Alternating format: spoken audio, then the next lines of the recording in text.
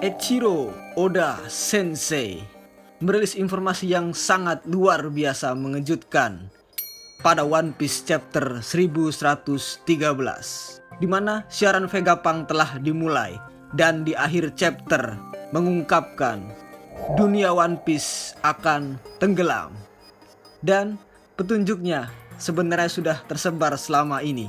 Seperti apa? Mari kita bahas. Let's go.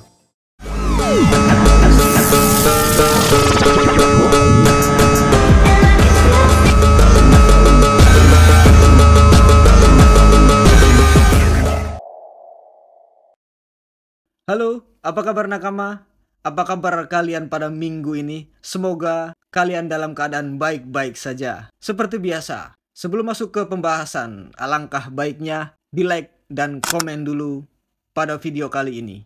Dan bagi yang baru menemukan channel ini agar dapat di-subscribe dan nyalakan lonceng notifikasinya agar dapat selalu mengikuti update-update selanjutnya dari kami. Oke, tanpa berlama-lama pembahasan One Piece chapter 1113. Mari kita mulai. Let's go. Yang pertama, kepala Vegapunk dalam Punk Record. Seperti dugaan banyak fans, apa yang dilihat Marcus Mars di sana memang betul adanya. Itu adalah otak Vegapunk, tapi dalam wujud kepala yang bahkan masih ada rambutnya. Bagian ini sedikit menegaskan bahwa Punk Record bakal masih bisa diakses oleh klon atau satelit Vegapunk. Bahkan setelah Vegapunk yang asli telah dinyatakan meninggal. Apakah ini artinya bakal ada satu Vegapunk yang tersisa sebagai pengganti Vegapunk yang asli? Sejauh ini, Vegapunk yang masih bertahan tinggal York, Lilith, dan Edison. Meskipun meledakan diri, Edison sudah memperhitungkan kalau dia masih bakal bertahan hidup. Jadi, yang bakal bertahan sampai akhir kemungkinan antara Lilith ataupun Edison. Sementara, besar kemungkinan York akan berada di pihak musuh. Mungkinkah nanti salah satu Vegapunk bakal bergabung ke grup Topi Jerami? Mari kita lihat chapter selanjutnya. Yang kedua, pengguna Denden Mushi di seluruh dunia. Salah satu bagian menarik di One Piece 1113 ini adalah kemunculan berbagai pihak di seluruh dunia One Piece yang bersiap untuk menyaksikan apa yang ingin disampaikan oleh Dr. Vegapunk. Banyak detail menarik yang terlihat, mulai dari desain Denden Mushi yang sesuai dengan ciri khas karakternya, hingga lokasi-lokasi yang pernah muncul di dunia One Piece. Salah satu bagian yang paling menarik adalah ucapan Duval yang menegaskan bahwa masih banyak pihak yang beranggapan Luffy menyandera Vegapunk. Sehingga hampir pasti pemerintah dunia akan menyalahkan Luffy atas kematian Dr. Vegapunk kali ini. Menariknya, apapun yang diucapkan Vegapunk setelah ini, kemungkinan besar akan membagi pendapat publik menjadi dua.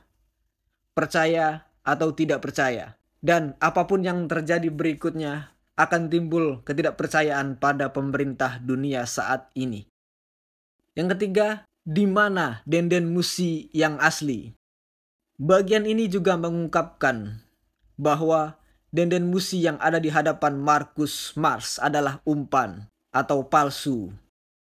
Pertanyaannya, kira-kira di mana Denden Mushi yang jadi sumber siaran ini berada?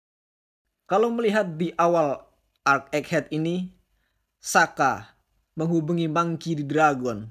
Bisa jadi Saka dan Vegapunk yang asli menitipkan Denden Mushi yang diincar oleh Gorosei ini kepada Dragon. Kemungkinan ini juga bisa menjelaskan reaksi Dragon saat melihat siaran Vegapunk di One Piece chapter 1109 kemarin.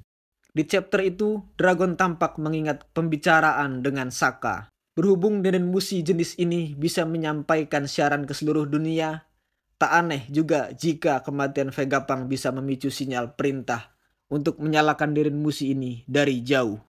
Keterlibatan Dragon ini juga akan terasa sangat puitis, karena keduanya adalah sahabat mendiang Profesor Clover yang akhirnya bersama-sama meneruskan perjuangan dari Ohara. Yang keempat, Sanji dan Bonnie versus Ethan Baron, Nusjuro.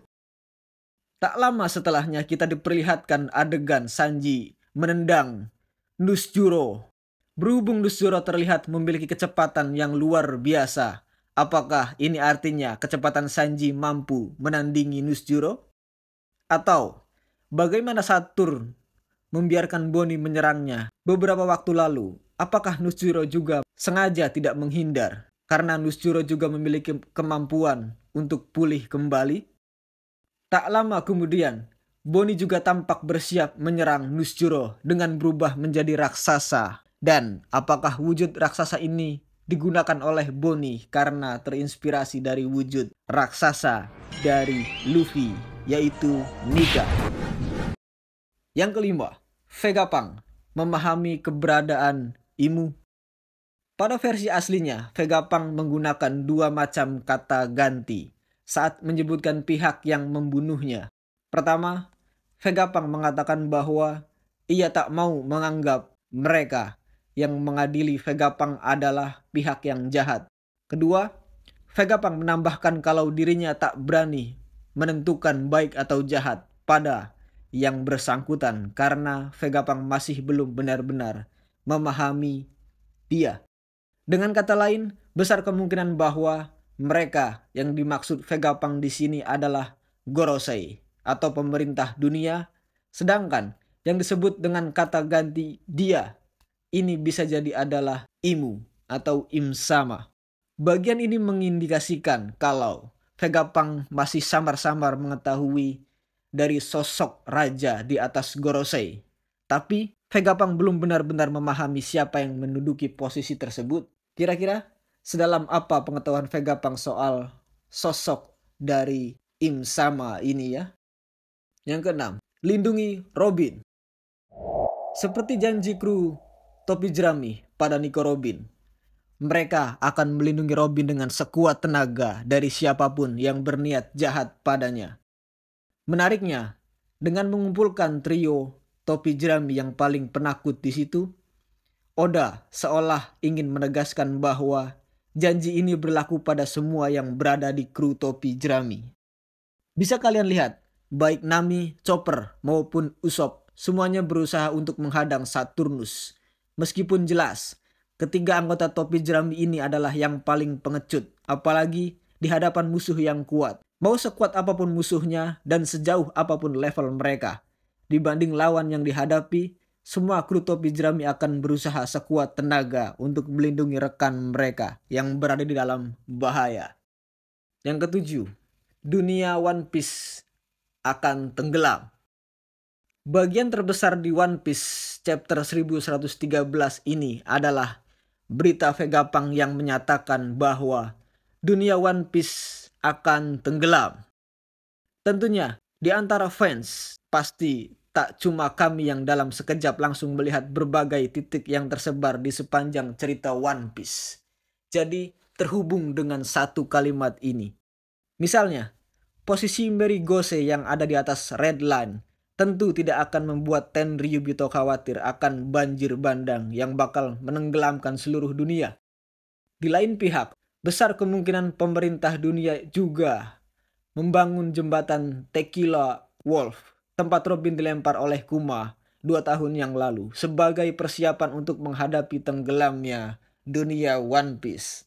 Selain itu, sebelum ini juga kita diperlihatkan bahwa hancurnya kerajaan Lulusia oleh senjata Imsama yang diteorikan menggunakan Mother Flame sebagai bahan bakarnya, menyebabkan tingkat permukaan air yang terus naik dan tidak berjalan dengan normal.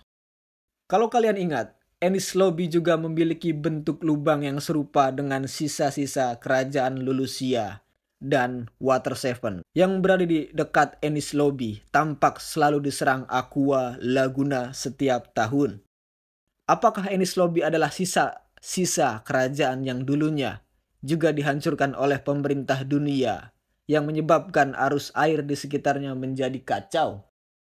Tak cuma itu, berbagai kerajaan yang hampir bisa dipastikan berkaitan dengan pemerintah dunia maupun Ancient Kingdom ternyata memiliki semacam perlindungan dari banjir besar. Contohnya, ibu kota Alubarna dan kerajaan Arabasta yang tampak lebih tinggi dari permukaan tanah. Atau Zo yang sejak ratusan tahun yang lalu selalu berada di atas Zunisa dan Skypia yang berada di awan. Kalau diperlihatkan, semua kerajaan terkait dengan abad kekosongan tampak memiliki cara masing-masing untuk melindungi negaranya dari banjir yang sangat besar ini. Bagian ini seolah menjadi petunjuk bahwa leluhur dari kerajaan dimaksud pernah mengalami banjir besar ini sebelumnya. Dan apakah Great Cleansing yang diperbincangkan oleh Gorosei dan Imu sebelum ini berkaitan langsung dengan banjir yang akan melanda seluruh dunia? Dan ada misteri lain terkait kerajaan Sakura. Berkaitan dengan kerajaan-kerajaan tersebut, yang masih menjadi misteri besar menurut kami adalah kerajaan Sakura atau yang dulunya dikenal dengan kerajaan Drum. Mereka jelas memiliki tanah yang tinggi, cocok untuk digunakan sebagai pengungsian jika terjadi banjir besar. Tapi, apa hubungan kerajaan Sakura ini dengan abad kekosongan? Kalau kalian ingat, Marshal the Teach atau Kurohige dan krunya yang waktu itu masih hanya berjumlah 5 orang pernah mengunjungi kerajaan Drum dan mengacaukan tempat tersebut. Mengingat Kurohige yang terkenal memiliki pikiran yang licik dan penuh rencana, bisa jadi ia memiliki tujuan tertentu saat mengunjungi kerajaan Drum ini. Menariknya, Gold D. Roger juga tampak pernah bertemu dengan Dr. Kureha. Apalagi mengingat Dr. Kureha dulunya adalah yang mengucapkan tentang Will of D pertama kali di manga dan tampak mengenal sosok Roger. Itu artinya kemungkinan Roger pernah mengunjungi kerajaan Drum juga. Kira-kira apakah memang ada satu misteri di kerajaan Drum?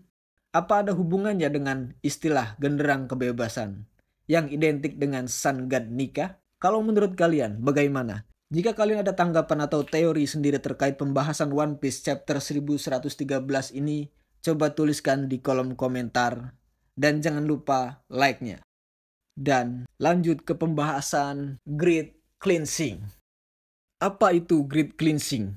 Istilah Great Cleansing atau pembersihan besar-besaran pertama kali diperkenalkan dalam arc Reverie, tepatnya di chapter 908. Pada saat itu, Gorosei mengatakan bahwa keseimbangan dunia sudah tidak bisa lagi dijaga. Hal ini muncul setelah mereka menganggap jika keluarga Nefertari sebagai pengkhianat, maka dari itu mereka perlu untuk kembali melakukan Great Cleansing. Namun, apa sebenarnya Great Cleansing? Sampai sekarang, Oda Sensei masih belum memberikan informasi lengkap atau jelas mengenai hal tersebut. Tetapi, dari petunjuk yang dihadirkan dalam cerita One Piece, Great Cleansing kemungkinan ada kaitannya dengan menghancurkan berbagai pihak yang dirasa oleh Im Sama sebagai ancaman. Contohnya adalah Ancient Kingdom. Dalam peristiwa pertempuran yang terjadi 800 tahun yang lalu, diketahui jika Ancient Kingdom diserang oleh aliansi 20 kerajaan. Meskipun belum diketahui apa yang kemudian jadi alasan atau motivasinya. Namun, diyakini karena teknologi kerajaan mereka yang sangat maju dianggap sebagai ancaman bagi yang lain. Karena itulah, Im Sama kemudian menginisiasi Great Cleansing dengan menghancurkan Ancient Kingdom. Selain Ancient Kingdom, ada kemungkinan juga Im melakukan hal serupa kepada berbagai pihak lainnya. Misalnya, kepada suku Lunarian, yang mana ini mungkin alasan mengapa mereka sekarang sudah dianggap punah, kecuali King yang jadi satu-satunya Lunarian tersisa. Yang paling baru tentunya adalah bagaimana Im menghancurkan kerajaan Lulusia, serta bagaimana World Government atau pemerintah dunia menghabisi nyawa dari Nefertari Cobra, ayah dari Vivi. Hal ini juga didukung dengan petunjuk lain, di mana terdapat 4 poster yang sempat dipegang oleh Im Sama. Poster tersebut merupakan milik Vivi, Luffy, Blackbird, dan Shirahoshi. Artinya, keempat karakter tersebut jadi target Great Cleansing selanjutnya karena dianggap sebagai ancaman oleh sosok Im Sama. Dan apa alasan Im Sama melakukan Great Cleansing? Mengapa kemudian Im Sama tega melakukan Great Cleansing? Meskipun alasan demi menghindari pihak yang dianggap sebagai ancaman cukup masuk akal bagi Im Sama melakukan hal tersebut. Namun, mungkin ada alasan lainnya yang bisa jadi jauh lebih kompleks. Misalnya, Im tidak senang bagaimana Joy Boy menganggap semua makhluk hidup berada di level yang sama. Pada chapter 908, kita melihat juga bagaimana Im Sama menyimpan topi jerami raksasa di Mary Gose. Spekulasi yang santer di kalangan fans menyebutkan jika itu adalah milik Joy Boy. Dalam ceritanya, kita tahu bahwa Joy Boy berusaha untuk menyatukan seluruh makhluk hidup untuk tinggal di wilayah dan daratan yang sama. Namun, kemungkinan Im Sama tidak senang dengan ide dari Joy Boy tersebut. Karena itulah, Im Sama kemudian melakukan inisiasi Great Cleansing terhadap Ancient Kingdom yang diduga adalah rumah bagi Joy Boy. Alasan lainnya, meskipun kecil kemungkinannya, bisa jadi Im Sama memiliki pengalaman atau kenangan buruk dengan sosok Joy Boy. Karena itulah, dia pun berusaha untuk melakukan upaya balas dendam terhadap sosok Joy Boy. Dan untuk menutupi jejak yang dia lakukan, Im Sama kemudian melakukan Great Cleansing. Jadi, mengapa kemudian Im Sama melakukan Great Cleansing? Meskipun masih belum ada jawaban pasti, namun kemungkinan hal tersebut ada kaitannya dengan masa lalu Im Sama dan juga Joy Boy. Im Sama kemudian melakukan Great Cleansing dengan cara menghapus ingatan orang-orang, menghancurkan pulau, dan bahkan menghapus sejarah yang ada demi menutupi apa yang sudah dia lakukan. Dan sekian pembahasan kali ini. Dan saya juga tak bosan-bosan mengingatkan untuk teman-teman agar dapat di-like, komen, dan subscribe. Dan juga jika ada teori-teori atau hal lainnya, bisa langsung tulis di kolom komentar. Terima kasih. Semoga kalian suka video kali ini. Salam Nobar Anime.